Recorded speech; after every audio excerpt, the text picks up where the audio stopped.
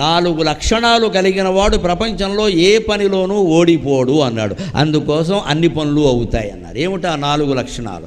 ధృతి, దృష్టి, మతి, దాక్ష్యం. ఇప్పటికి కూడా ఉపయోగించేవి ఈ 4. కాగితం మీద రాసుకుని మనలో ఉన్నాయా లేదా చూసుకోవాలి. ముందు ధృతి, ధైర్యం ఉండాలి. ప్రతిదానికి భయపడుతూ ఉంటే ఏ పని చెయ్యలేము. యథవ ప్రాణం ఎప్పుడైనా పోయేది. కొన్నింటికి తెగించాలి. ఆ ధైర్యం లేనివాడు ఏ పని చేయరు. అన్నిటికీ భయపడతాడు. అన్నింటికీ తోడు కావాలి. ఎవరో 4 ఉండాలి. ఎవరు ఉంటారమ్మా జీవితాంతం తోడు? అంటే మనమే ధైర్యం తెచ్చుకోవాలి. ధృతికి, దృష్టికి అంటే ముందు చూపు ఉండాలి. ఒక పనిని తలపెట్టాం, ఉద్యోగం, పెళ్లి సంబంధమే కాదు, ఆస్తులు కొంటున్నాం, ఈ నిజమే కొనేస్తాం, ఈ షేర్లో పెడుతూ ఉంటారు చాలామంది. దృష్టి ఉండదండి. ఇది పెరిగింది పెట్టేయి, అది తరిగింది అమ్మాయి, అంతే. ఇంకా ఈ పెరిగినప్పుడల్లా ఏదో పెట్టేసి తరిగినప్పుడల్లా అమ్మేసేవాళ్ళు ఒక ఏడాది అయ్యాక లెక్క చూసుకోండి, ఓ 10-15 లక్షలు సురమిద్రమారమణ గోవింద అయిపోయి ఉంటాయి. ఎందుకు ఈ జోదం? ఎందుకు ఈ జోదం? అసలు షేర్లు ఎలా పెరుగుతాయో తెలుసునా? ఆ కంపెనీకి విపరీతంగా లాభాలు వస్తే మన షేరు పెరుగుతుంది, కానీ మామూలుగా ఎలా పెరుగుతుందండి? వీళ్ళు అమ్మేసరికి అది తరిగిపోతుంది, వీళ్ళు కొనేసరికి పెరిగిపోతుంది. అంటే పెంచుతున్నది వీళ్ళే, తగ్గిస్తున్నది వీళ్ళే. ఇంకెంతకంటే అమాయకత్వం ఉందా? అసలు వాడు జోలికే వెళ్ళకూడదు. ఒకవేళ పెడితే ఒక పద్ధతిగా ఎప్పుడు షేర్లో పెట్టే విధానం కూడా ఉంది. సిప్ అంటారు, సిస్టమేటిక్ ఇన్వెస్ట్మెంట్ ప్లాన్.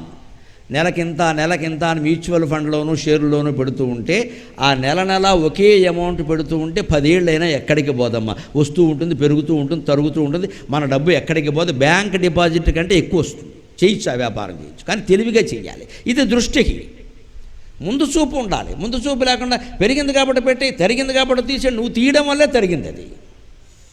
ఎన్నికలకు ప్రచారానికి వచ్చే నాయకులే చూడు, మందే మొత్తం అందరూ మందే, ఇక నువ్వు ఒక్కడవైతే వీడు ఓట్లు లేకపోయినా నెగ్గుతాడుగా, రావడం ఎందుకు? ఇదో పెద్ద నాటకం. మొత్తం అంతా మందే అని ఎందుకంటారంటే మనకే వేసేయమని చెప్పడానికి. మనం కూడా ఏమనుకుంటాం, మొత్తం అంతా వాళ్ళదేనట, మనం కూడా వేసేద్దాం. ఇలా అనుకుని వేసిన వాళ్ళ వల్ల ఆయన నెగ్గాడు, అది విషయం. వీళ్ళు వేయిపోతే ఆయన నెగ్గడం. అందుకే ఓటేసినప్పుడు కూడా వాళ్ళ మాటలు కాదు మనం నమ్మాల్సింది. మంచి వ్యక్తి ఎవరు, వాడు ఏ పార్టీ అయితే మనకేమండి. ఇది ఎక్కడ గోలా? పార్టీని నాయకుడిని చూస్తారు అర్థం లేకుండా. ఇండిపెండెన్స్ ఎవరు మహానుభావులు పోటీ చేసినా నెగ్గడల్లా ఈ దరిద్రం కారణంగా. ఆయన ఇండిపెండెంట్గా పోటీ చేయొచ్చు, గంటో చెప్పో గొడుగో ఏదో ఒకటి ఇస్తారు, ఇవ్వని. ఆయన మంచివాడు, వేయడానికి మనకేమిటండి? మనం ఎలా ఉంటే ఈ నెగ్గడ కదా, నెగ్గాలా? నీ అహంకారం కాకపోతే నువ్వు వేస్తే నెగ్గాలా? అది అహంకారం. నీ అభిప్రాయం చెప్పమన్నారు, కానీ వాడు నెగ్గేలా వేయమని చెప్పలేదండి. ఈయన మంచివాడు కాబట్టి మేము ఓటేస్తామంటే ప్రతి ఎన్నికల్లో మంచివాడికే ఓట్లు పడతాయమ్మా ఖచ్చితంగా, అహంకారులకు పడవు. మనం అలా చెయ్యం. పార్టీలు, ప్రచారాలు, నాయకులు, ఈ దరిద్రం అంతా వచ్చేస్తుంది. దానికి కూడా సుందరకాండే ఉదాహరణ. దృష్టి, ముందు చూపు ఉండాలి అని. మతికి, మేధ అంటే తెలివితేటలు. పని చేస్తున్నామంటే తెలివి ఉండాలి. ఆ తెలివి లేకపోతే పని నాశనం అయిపోతుంది. లేకపోతే మందకొడి మనుషులం అయిపోతాం ఖచ్చితంగా. ఇందాక అంతఃపురంలో వెతుకుతున్నప్పుడు ఆయన అనుకున్నాడు తెలివిగా, సీతాదేవిని మరి ఇక్కడ వెతక్కపోతే ఎక్కడ వెతుకుతాం అని అంతఃపురంలోకి వెళ్ళాడు. రావణాసురుడు పక్కనే మండోదరను చూశాడు, భ్రమలో పడ్డాడు పాపం. వెంటనే ఆస్ఫోటయామాస చుచుంబ పుచ్చం ననాద జగామ అని పాటలు పాడేశాడు, ఆటలు ఆడేశాడు, తోక ముద్దు పెట్టుకున్నాడు. సీతాదేవి దొరికింది అన్నాడు. భ్రమలో పడ్డాడు. మనం కూడా భ్రమలో పడతాం పనులు అవుతుంటే, అందుకే చదవమన్నారు గ్రంథం. ఆంజనేయుడు కూడా భ్రమలో పడ్డాడు. హనుమంతుడు భ్రమలో పడ్డాడా అని దానికి పూర్వజన్మ కథలు పెట్టడం ఇదో అజ్ఞానం. మా పండితులు ఇలాంటి పనులు చేస్తారు, ఏం పూర్వజన్మ లేవు దీని వెనకాల. ఆయన భ్రమలో పడ్డాడు, మనము పడతాం, అందుకే చెప్పాను.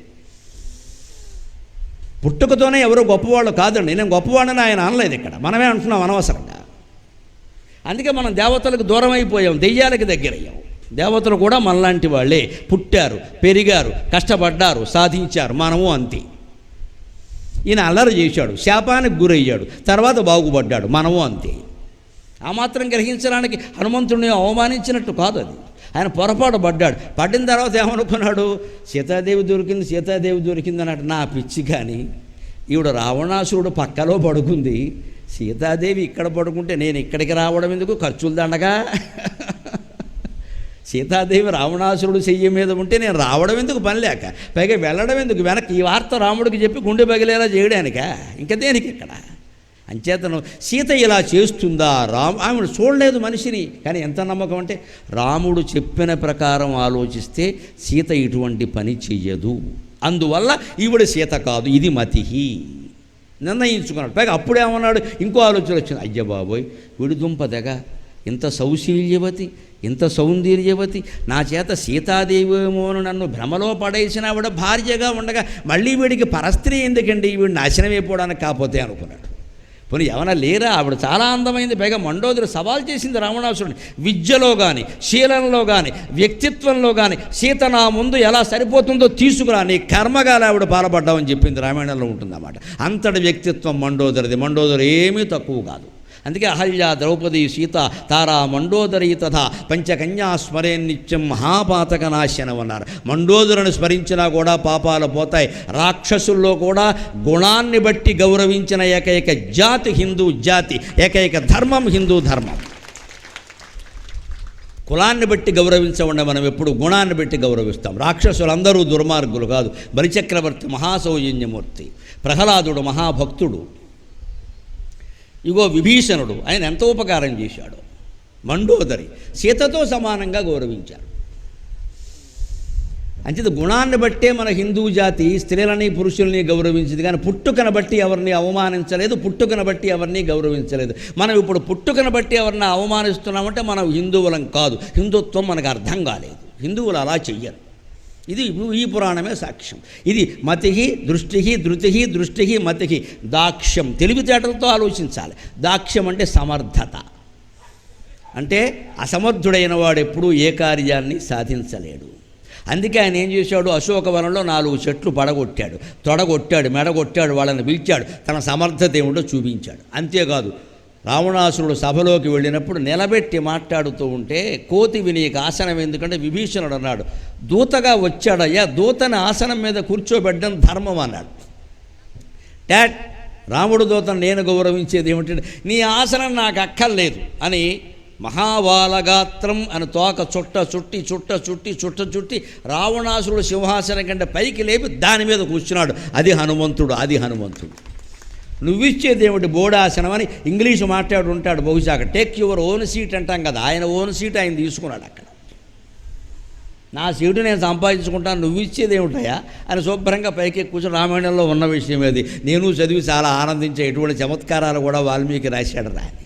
అలాగ మతికి ధృతికి దృష్టికి మతికి దాక్ష్యం, ఈ 4 లక్షణాలు ఉంటే హనుమంతుల్లా మనం కూడా పనులు సాధిస్తాం.